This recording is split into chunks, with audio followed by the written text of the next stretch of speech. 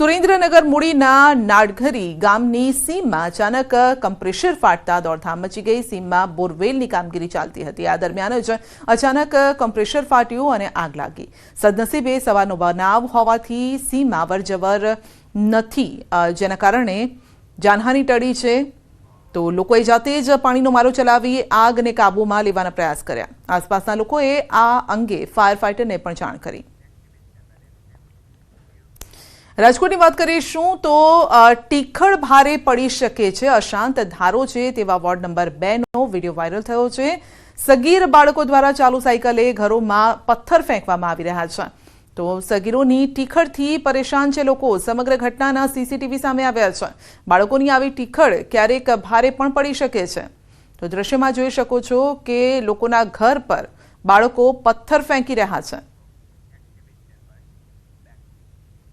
તો Gujarat panchayat laboratory technician મહામંડળે કાર્ય દેખાવ કર્યા છે। વિવિધ પ્રશ્નોની ઘણા સમયથી સરકારમાં રજૂઆત કરી છે, નિરાકરણ હજુ સુધી નથી આવ્યું। લેબ ટેકનિશિયન પહોંચ્યા છે ગાંધીનગર સત્યાગ્રહ છાવણી ખાતે લેબ ટેકનિશિયન મહામંડળે બેનર સાથે સૂત્રોચ્ચાર કર્યા। તો મુખ્ય 6 માંગણીઓ છે। પ્રાથમિક આરોગ્ય કેન્દ્ર કક્ષાએ લેબ ટેકનિશિયનને infection allowance, non practice allowance આપવાની માંગ કરવામાં આવી છે।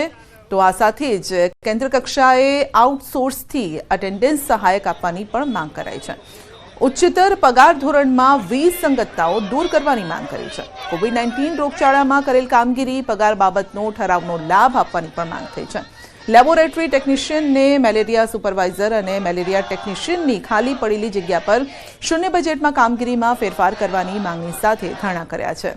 તો સરકાર મહામંડળની માંગ જો નહીં સંતોષે તો આગામી સમયમાં ઉગ્ર આંદોલન કરવાની ચીમકી ઉચ્ચારી છે।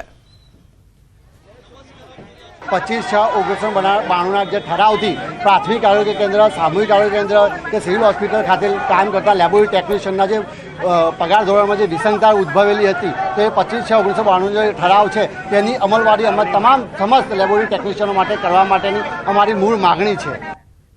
ભારતની જીત પર ધારાસભ્ય રીવાબા જાડેજાએ ટીમ ઇન્ડિયાને અભિનંદન પાઠવ્યા। 12 વર્ષ બાદ ઐતિહાસિક જીતને અભિનંદન પાઠવતા તમામને જીતનો શ્રેય આપ્યો, જ્યારે કે રવિન્દ્રસિંહ જાડેજાના સંન્યાસની બાબતને અફવા ગણાવી છે। કહ્યું છે કે એમની ઇન્સ્ટાગ્રામ સ્ટોરી જોઈ લો।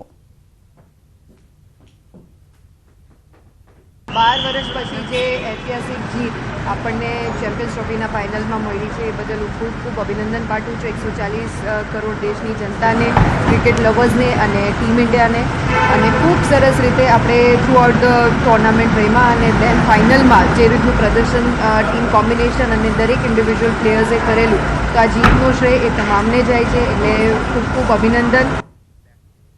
14 મહિલા CISF અધિકારીઓ સહિત 125 જવાનોનો કાફલો દેવભૂમિ દ્વારકા પહોંચ્યો।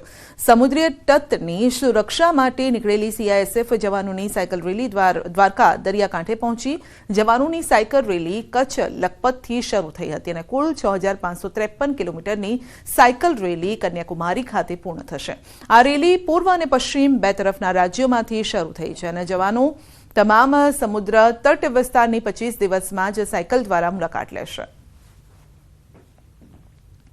इस रैली का मकसद है कोस्टल जनसंख्या जो है, तटीय क्षेत्र में रहने वाली जनसंख्या है, उसमें सुरक्षा के प्रति अवेयरनेस को लेके आना। इस रैली का मोटिव है सुरक्षित तट समृद्ध भारत।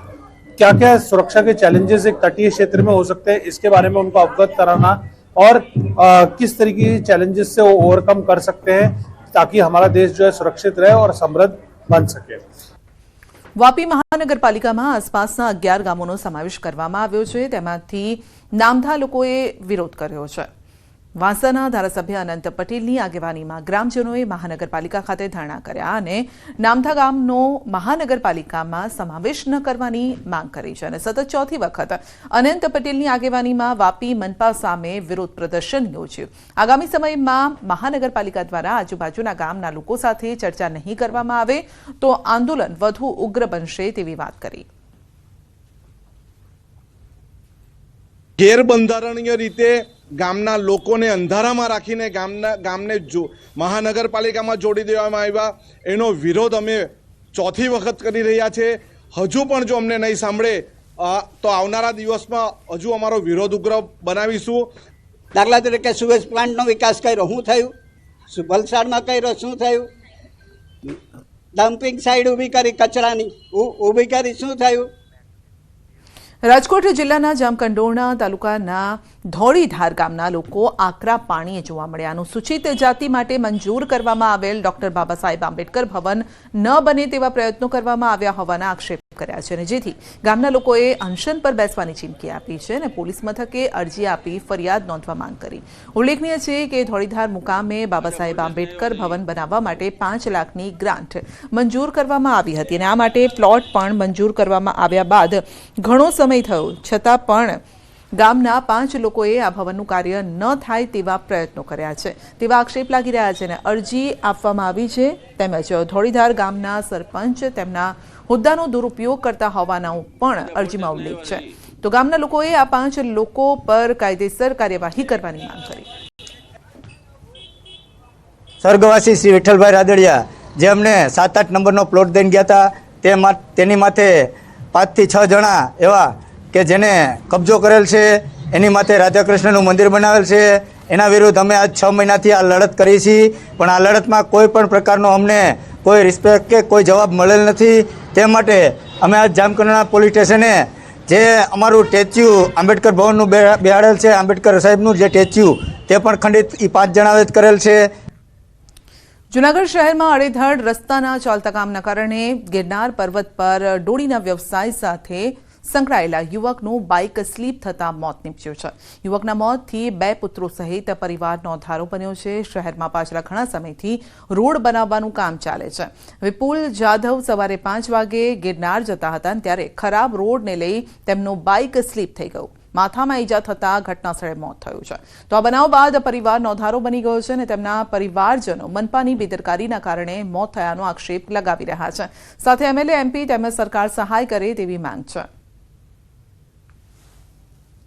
તો મારી નમ્ર અપીલ છે ધારાસભ્ય શ્રી સંજયભાઈ કોરડિયાને અને અમારા રાજેશભાઈ ચુડાસમાને, સરકારશ્રીને કે અમારે આ જે છોકરાની ઉપર એના પપ્પાનો હાથ વયો ગયો છે ને છાંયો વયો ગયો છે ને એ નોંધારા થઈ ગયા છે, તો એને કાંઈ સહાય કરે અને એને કોઈ જાતનું કાંઈ એને જે